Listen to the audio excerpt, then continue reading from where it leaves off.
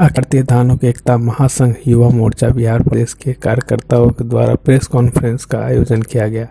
इस प्रेस वार्ता का मूल उद्देश्य यही है कि विगत कुछ दिनों से पहले बिहार परिवहन मंत्री शीला मंडल ने रामफल मंडल, जो एक महान योद्धा के साथ साथ स्वतंत्रता सेनानी भी थे, लेकिन इतिहास के पन्नों में कहीं न कहीं उनकी नाम उस प्रतिष्ठा के साथ दर्ज नहीं हो पाया। इसीलिए परिवहन मंत्री शीला मंडल जी ने उनकी जीवनी का प्रकाश डाला ताकि आने वाली युवा पीढ़ी को उनके बारे में जानकारी प्राप्त हो। जिस सम्मान के लायक है उसे वह सम्मान, ऐसा सम्मान मिलना चाहिए, लेकिन कुछ असामाजिक तत्वों द्वारा इनको राजनीतिक निशाना बनाकर इसका खिल्ली उड़ाने का काम किया जा रहा है। यही सब मसले को लेकर सही रूप देने के लिए इस प्रेस वार्ता का आयोजन किया गया। प्रेस वार्ता के आयोजन में अखिल भारतीय धानुक एकता महासंघ युवा मोर्चा के प्रदेश अध्यक्ष उपेंद्र कुमार महतो, प्रदेश सचिव श्रीकांत पटेल, लखीसराय प्रखंड अध्यक्ष सुजीत कुमार, प्रदेश युवा अध्यक्ष जितेंद्र धानुक, प्रदेश प्रवक्ता मुकुल आनंद मंडल, नीतीश, श्रीराम, अजित एवं अन्य गणमान्य अतिथि मौजूद रहे। इस कार्यक्रम में मुख्य अतिथि के तौर पर डॉक्टर संजीत कुमार मौके पर मौजूद रहे। और आज हमारे पारसमणि हॉस्पिटल के ऑनर डॉक्टर सुजीत और हमारे प्रदेश अध्यक्ष उपेंद्र कुमार महतो जी और हमारे विभिन्न कार्यकर्ता हमारे संगठन के, आप सभी का इस प्रेस वार्ता में हार्दिक अभिनंदन और वंदन है। और इस प्रेस वार्ता का स्टार्ट हमारे मुख्य गार्जियन डॉक्टर संजीत सर, उनका अभिनंदन करने के लिए मैं श्रीकांत पटेल जी का आमंत्रण करता हूँ।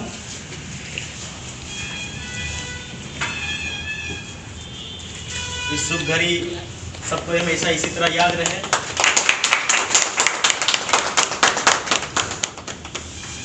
अब इसी के साथ हम लोग प्रेस वार्ता का शुभारंभ करते हैं।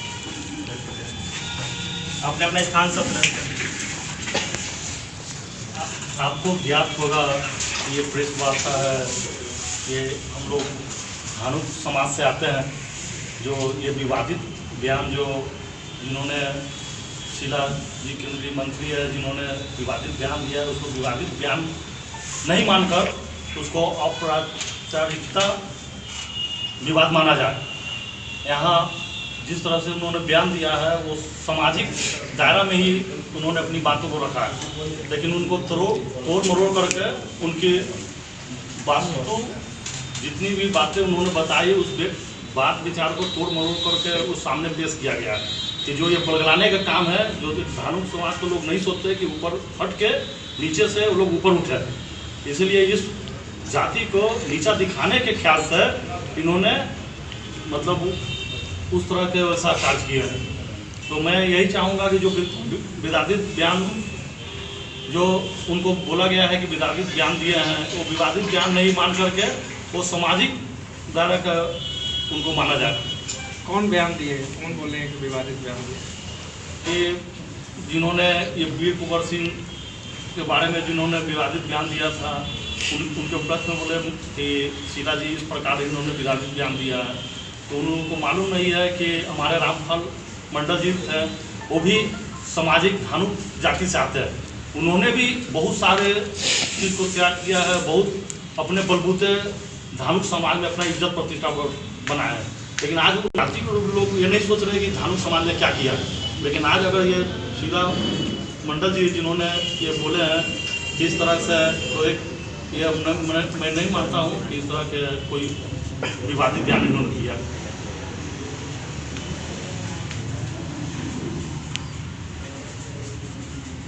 आज प्रेस वार्ता का जो मेरा उद्देश्य है, कुछ दिन पहले आप लोग मीडिया में देख रहे होंगे, हमारे परिवहन मंत्री जो है शीला मंडल जी, एक तो विवादित बनाया गया, जबकि उसमें ऐसा कुछ नहीं है, सिर्फ कंपेयर किया गया था। इस बयान के बारे में बताइए, क्या था वो बयान? वो बयान सिर्फ कंपेयर किया गया था, वो कुछ विवादित बयान नहीं था। वो बस इतना ही बोली थी कि यदि वीर कुंवर सिंह देश के लिए यदि कुछ किए, यदि उसको इतना मान सम्मान दिया जा रहा है, तो फिर सही रामफल मंडल जी को क्यों नहीं नाम लिया जा रहा है?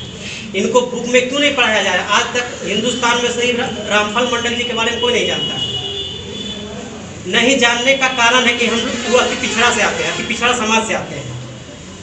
मुख्य कारण यही है। शीला मंडल जी पहली बार चुनाव लड़ी और सीधा मंत्रालय उनको मिल गया है।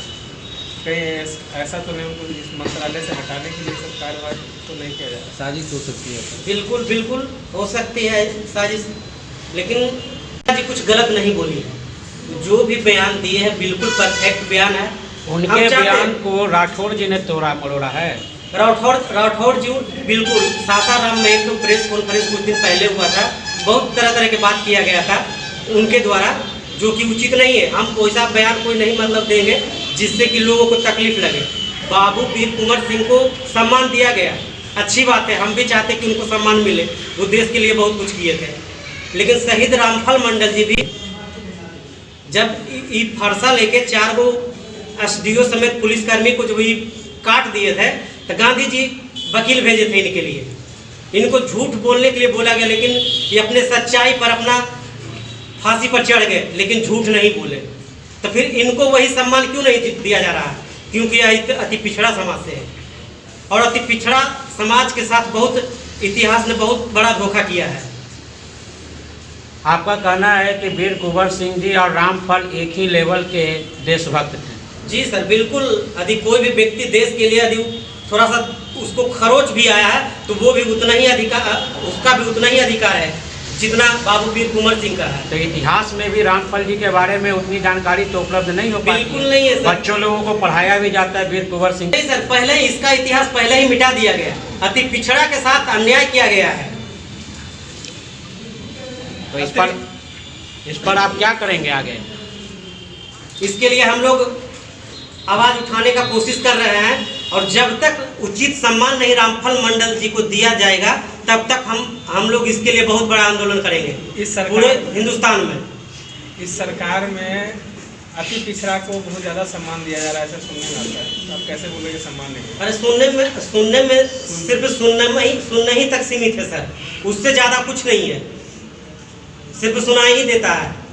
लेकिन आज तक अति पिछड़ा समाज के साथ अति पिछड़ा का जो इतिहास रहा, अति पिछड़ा का जो मतलब सैनिक है, चाहे मतलब जो देश हित के लिए मतलब काम किए, कार्य किए, बलिदान किए हैं, उनको आज तक बताइए कि कौन सा बुक में उनका दर्शाया गया है, कहाँ उनको पढ़ाया जाता है, कहाँ उनके बारे में बताया जाता है?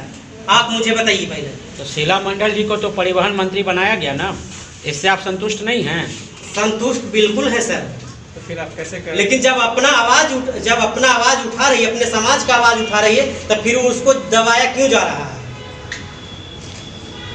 इनके द्वारा दबाया जा रहा है आवाज। ऊपर वाले जो आज हम लोग को कहते हैं कि जातिवाद कर रहे हैं, ठीक है? जातिवाद हमको कौन सिखाया?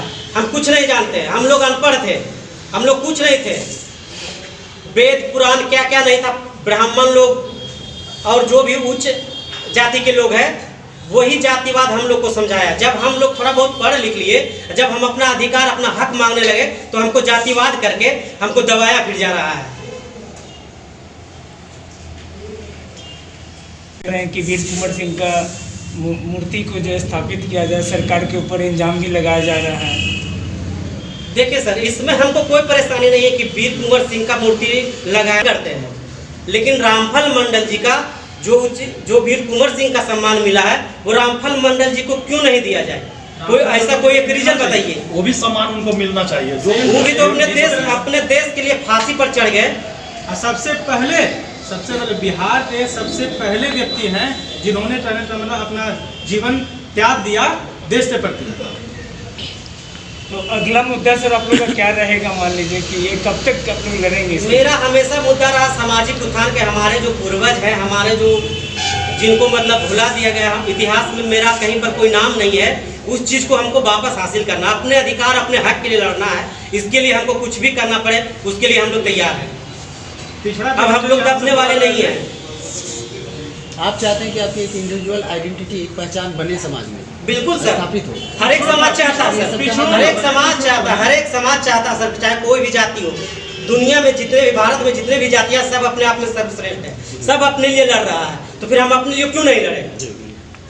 और जैसे मेरा अधिकार है, हम लड़ेंगे इसके लिए। जब तक नहीं हमको उचित सम्मान दिया जाएगा, जितना मेरा जनसंख्या है उतना हमको हिस्सेदारी नहीं दिया जाएगा, तब तक हम लड़ेंगे। आपकी लड़ाई की प्रारूप क्या होगी? कि आप विद्रोह का तरीका क्या होगा आपका?